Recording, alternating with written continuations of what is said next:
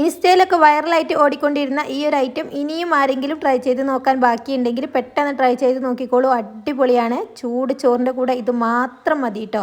തയ്യാറാക്കി എടുക്കാനാണെങ്കിൽ വളരെ സിമ്പിളാണ്. ഇതിനായിട്ട് ആവശ്യത്തിനുള്ള തൈര് ഒരു ബൗളിലോട്ട് അതിന് തന്നെ ഒഴിച്ചു കൊടുക്കുന്നുണ്ട്. നല്ല കട്ടിക്കുള്ള തൈരാണ് എടുത്തിട്ടുള്ളത്. ഇതിലോട്ട് പാകത്തിന് ഉപ്പ് ചേർത്ത് നന്നായിട്ടൊന്ന് മിക്സ് ചെയ്തിട്ട് ഒരു സൈഡിലോട്ട് മാറ്റി വെക്കാം.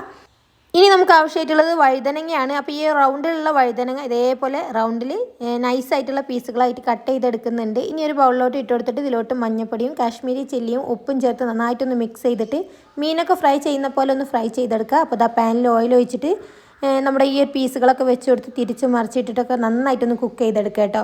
ആ ഒരു പച്ചച്ചവൊക്കെ മാറി കിട്ടണം, നന്നായിട്ടൊന്ന് കുക്കായി കിട്ടണം. ഇനി നമുക്ക് നേരെ നമ്മുടെ തൈരിലോട്ട് ഇട്ട് കൊടുക്കുക.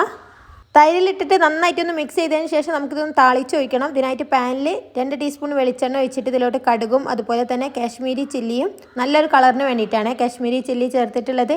അതുപോലെ തന്നെ മല്ലിയിലയുടെയും ചേർത്തിട്ട് നമുക്ക് താളിച്ചൊഴിച്ച് കൊടുക്കുക. എന്നിട്ട് നന്നായിട്ടൊന്ന് മിക്സ് ചെയ്ത് കൊടുക്കുക. ചൂട് ചോറിൻ്റെ കൂടെ ഇത് മാത്രം മതി കേട്ടോ. അത്രയും അടിപൊളിയാണ്.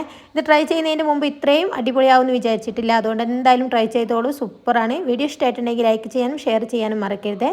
ഇതുവരെ ഫോളോ ചെയ്യാത്ത കൂട്ടുകാരാണെങ്കിൽ പ്ലീസ് ഒന്ന് ഫോളോ ചെയ്യണേ.